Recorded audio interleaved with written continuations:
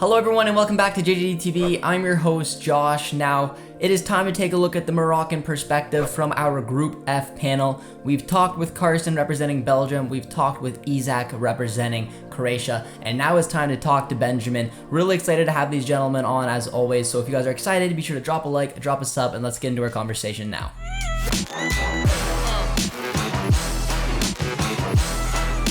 Alright guys, so we have the final member of the Group F panel coming on today. It's been difficult to try to get us all here. I mean, we were hoping to do it as one video. We ended up separating in 3 other ones, but I'm very excited to welcome Benjamin to the channel. Benjamin, how you doing today? I'm great, man. I'm great. Thanks for having me. Not a problem. So, I mean, I'm very excited to talk with you today because... Me too, man. Me too.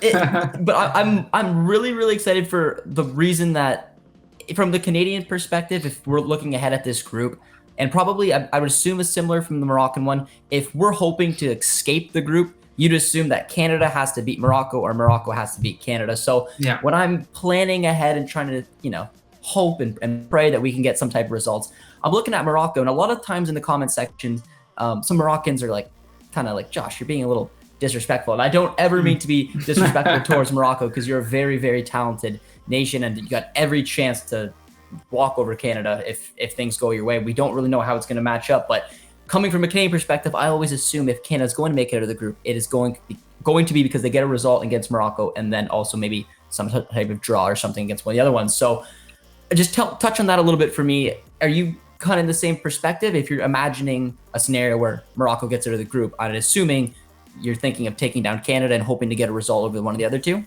Yeah, I was gonna say the exact same thing from a Moroccan's perspective. I think it's and I can understand why people would from both camps would feel.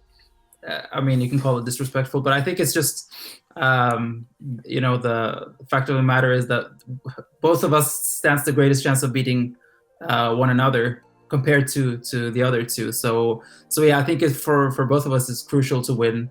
I don't know if is it a last game? It's the last game. It is, yeah. Last game. So it could come down to the winner, going through if both of us get a good results against Belgium and Croatia. I think it's gonna be exciting, the fact that 3 big points could be up for grabs in the last match of the group stage. But let's take a look from the Moroccan perspective right now. I got your guys' last window. So I believe you guys played 2 matches from the quick research I did and keeping an eye on you guys. So do you want to tell us a little bit about the 2 friendlies that you guys played in September?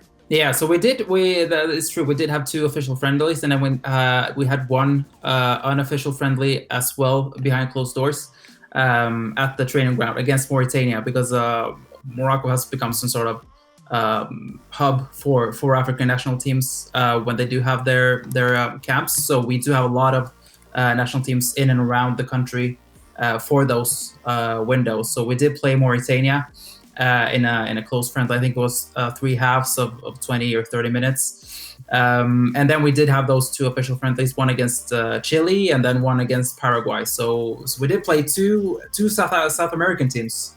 I'm not sure the thought process behind that, but I assume they thought that would be 2 teams who could be similar opponents to at least a couple of our opponents at the World Cup. So we started off well. It was actually the debut of the head coach as well, because we did sack the previous head coach Vahid Halihodzic, and then we brought in local coach Walid Regragui. So he had his debut in this camp, and 2-0 win against Chile, and then scoreless draw against Paraguay. So overall, it was a decent window, I'd say, especially for his first camp. Yeah, I'm glad it's not just Canada, because a lot of Canadians were pretty frustrated with, not really the opponents we got, because getting Qatar and Uruguay were 2 pretty decent opponents for Canada, but looking at the group, we have 2 European nations and we have an African nation, and we got a Asian and a South American. So yeah. It's weird looking at it, and then our final friendly. And I don't know who's your guys' final friendly right before the tournament. Or do you have one lined up? I don't think it's been decided yet. I think it's still up for grabs, because I've seen rumors of I think Denmark, and another European team. I think so. I assume there will be. I hope for a European team, just because I don't know if there's anything to it, but I just have the feeling like you that it would make more sense to play an opponent from at least the same confederation. I 100% agree. And we yeah. got Japan, so another confederation that we're not playing. So it doesn't, it didn't make a lot of sense to me, but regardless, they are still high quality opposition. So taking a look at that last window, you guys picked up the 2-0 win against Chile, which is a good result, as well as the 0-0 draw. So what is the biggest positive you took away from this window, and what's the biggest negative? I think for me personally, there was a lot of expectations going into this camp, especially because we did change head coach. So there was a lot of expectations, not only to how the team performed, but also the team that he would select. So regardless of how people felt about the decision to sack a coach and replace him just before the World Cup, I think most of the Moroccans went in with a lot of hope and a lot of new energy, because he has brought a lot of players back into the folds, and a lot of the fan favorites were back, and I think we especially against Chile, we had played with a lot of intensity, and you could just sense sort of a new energy within the team, which I thought was nice to see, and especially in that first match, we were all over Chile. I think they looked slightly disjointed, not only in that game, but also I know they played, I think, Qatar in another friendly, and didn't look too good there either. But still, it was a good result and a good outing for Morocco. In the game against Paraguay, I think we noticed what could potentially be our weakness. We do rely heavily on individual attackers, players who would like to have the ball at their feet and wants to create. But if they don't do that, I'm not sure where we stand as a team and as a unit. We did keep 2 clean sheets, but we played 2 opponents who didn't really prove that much of a threat. But still, going forward, I think we showed that we have a few weaknesses, especially on counterattacks from the opponents. So it's mixed emotions. If you're gonna highlight one player that really stood out to you this camp, and maybe one player that didn't, you said that there was a couple opportunities where you felt like you're a little vulnerable. Which players would you maybe highlight? Or which 1 or 2 players would you highlight that had a really positive camp, and which ones are kind of leaving question marks for you? The biggest positive for me was one of our central midfielders, Azzedine Ounahi. He plays at Angers in the French Liga.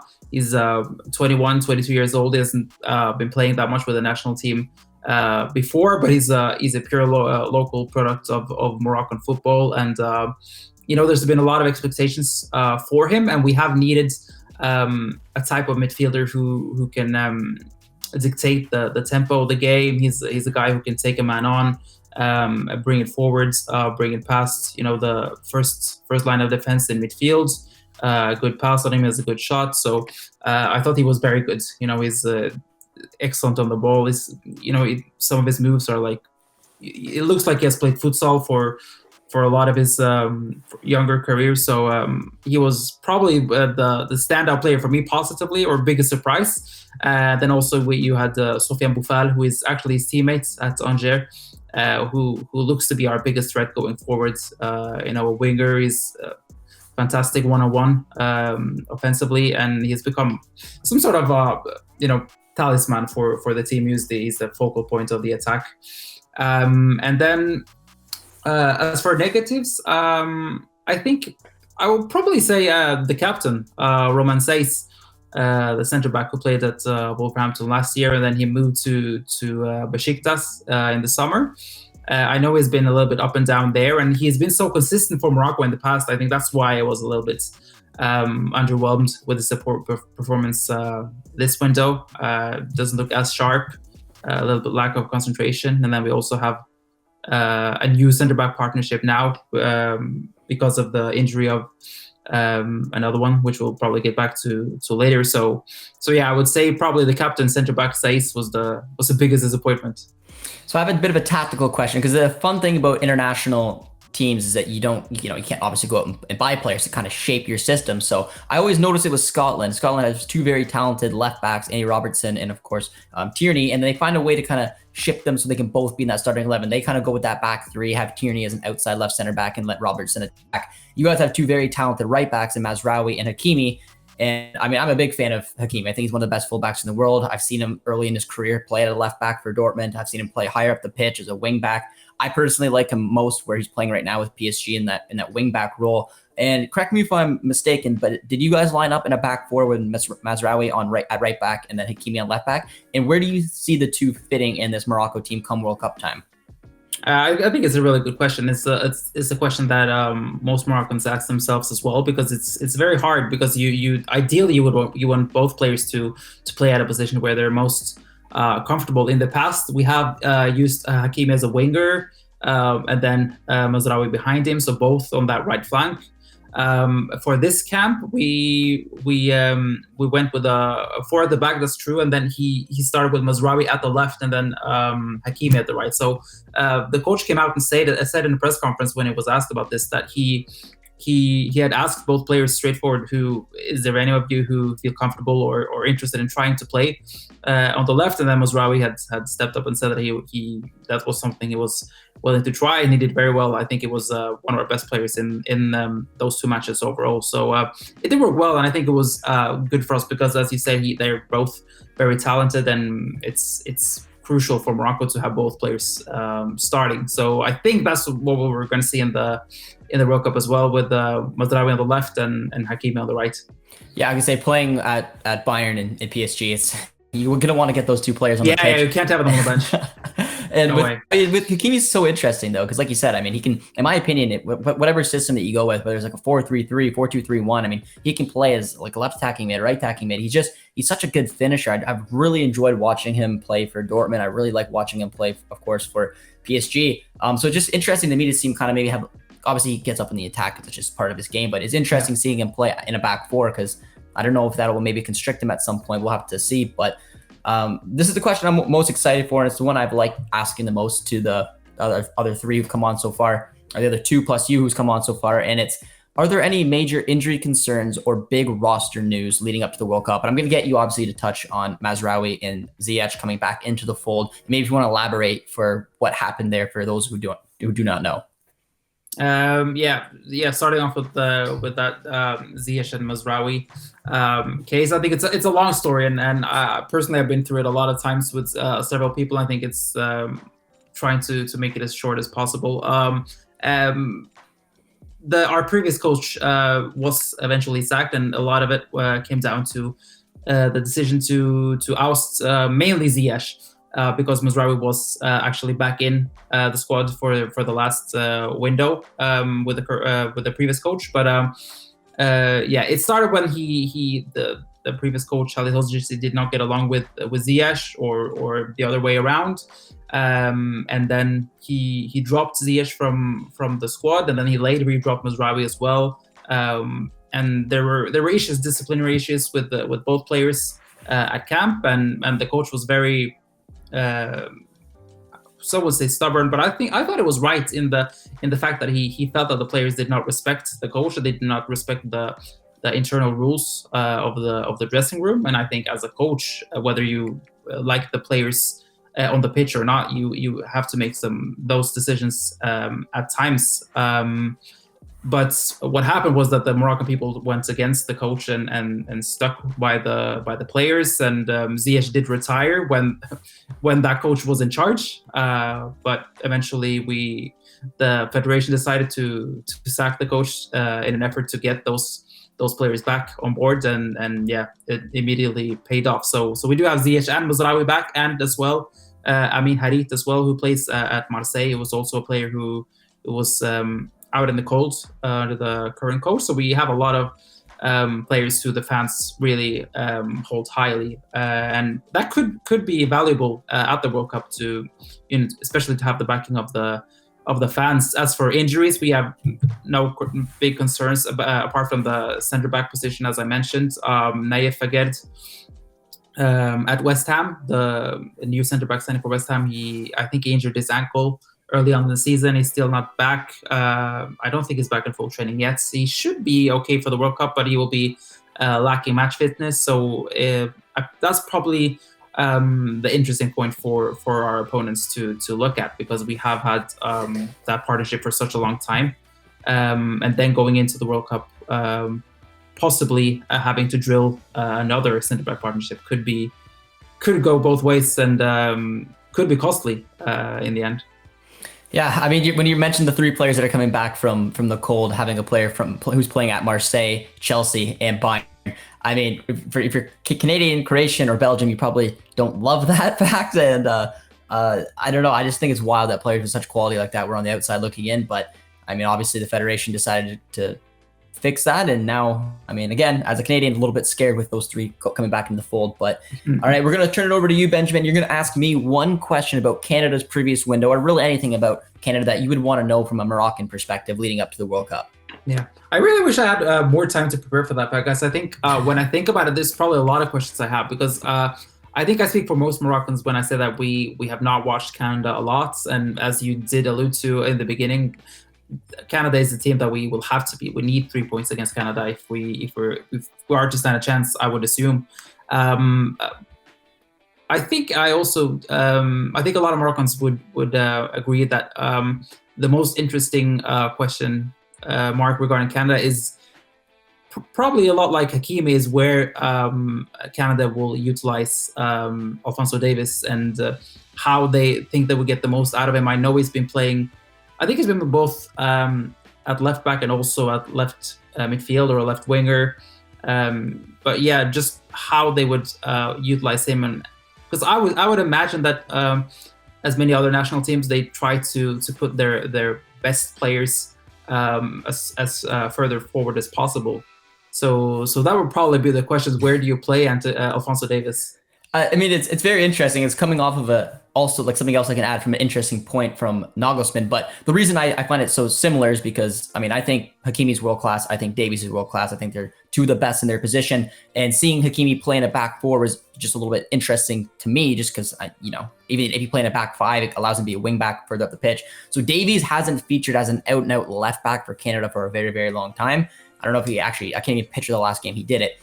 Could he play back three or? Yeah, well, yeah. Canada will play in a few different systems. They have this 3-4-3, 3-5-2, or a 4-4-2. And if he features in a 4-4-2, it would be as a left mid. If he features in a 3-4-3, it would be as a left wing. And if he features in a 3-5-2, it will be as a left wing back type position. But Herdman plays him as forward as they possibly can. And in recent times as well, I mean, he's featured as a striker before for Canada very recently.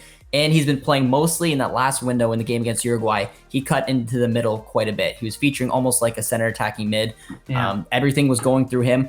I think the world of Alphonso Davies. I don't love him playing as a center attacking mid. I just don't think he has the attributes to play an out and out number 10. I think decision making's not 100% there. I think he's obviously not used to the position. He's used to playing as a winger. He's used to playing as a fullback. I would like to see him honestly feature in a way that we can get a front three. So if it's a 3-4-3, have Davies running at defenders, using his speed. It's intriguing because he'll be going up against a teammate, Mazraoui, if he, depending on what side he goes up, or he'll be going against Hakimi. So it's speed for speed there. So that would be a really cool matchup to see happen. But he's been drifting centrally, and Nagelsmann just put out a statement talking about how Alphonso Davies can kind of adapt his game to move in the middle. I'm skeptical about it because what makes him so special is that speed. I mean, just like Hakimi, they're two of the fastest players in the world, and when running at defenders like that, they're almost impossible to catch. He's also very good at picking out a pass in the middle. But if I'm going off my gut for the World Cup, I honestly almost expect him to play as a winger / kind of tucking in a little bit, maybe playing as like that number 10. But would it be an out and out left back behind him? Because I know Sam Adekugbe, he has played as a left back with Davies in front of him. I know Adekugbe because he played in Norway for my hometown club. Yes, like a couple of years ago. So that's why I know him. So I know he played a lot for Canada in the past, at least. Yeah, his game is went to another level. And if we play with an out and out back four, he will be the left back. And even if we play with a wing back, he will feature as a left wing back, while Davies is further ahead, whether it's in the middle as a like it could be like even like a 3-4-1-2 with Laren and David as strikers, Davies as a 10, or he could be up as a winger. But Adekubi will more than likely operate that left hand side. Yeah. So it's a scary team you have there. You have individual class, especially going forward.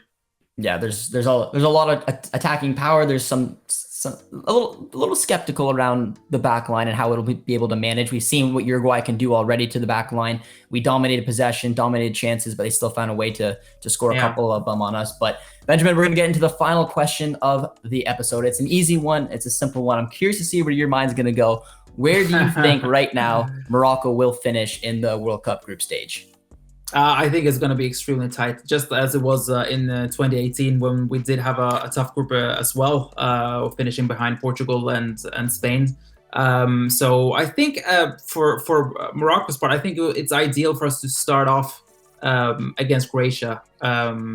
Start off as underdogs in our opening match, and hopefully get at least a point from there. And if we go into the Canada game, the last match with at least a point, hopefully two, 2 draws in the opening games, and then all to play for in the last one, I'm really keeping my fingers crossed for a second place and Morocco advancing. I'm sure you would say the same for Canada. Yeah, I mean, I don't know. Looking at Belgium and Croatia, it's hard. I mean, the negative side of me is hoping, just get a point. Canada's never even scored at a World Cup. Maybe get a win if we can. So I've been slotting them in a safe third, but I'm gonna change my mind. I mean, we're gonna hope that Canada can do it. So we're gonna match whatever the Moroccan idea is. But I do think there's a chance. And if I'm looking at one of the big 2 out of our group to fall out, I'm looking at Belgium. If you can contain Kevin De Bruyne, I think that there's some vulnerabilities in that team. And I think there's a potential for a big upset there, whether it's Morocco or Canada sneaking in. But for Benjamin, I really appreciate you coming on today. We're hoping to get the 4 Group F panel members to come together for one video before the World Cup gets going, but we'll have to see how that works out. But I really appreciate the time, Benjamin, and hopefully we'll talk to you soon. Of course, man. Thank you for having me. All right. See you, friends. I hope you all enjoyed that episode from our Group F panel. Really excited talking with Benjamin. Like I keep saying, I'm hoping we can all come together for one big episode. We'll have to wait and see if we can pull it off, but if we do, it should be a couple weeks before the World Cup starts. But like always, if you enjoy this, be sure to drop a like, drop a sub, and we'll talk to you soon. Cheers, friends.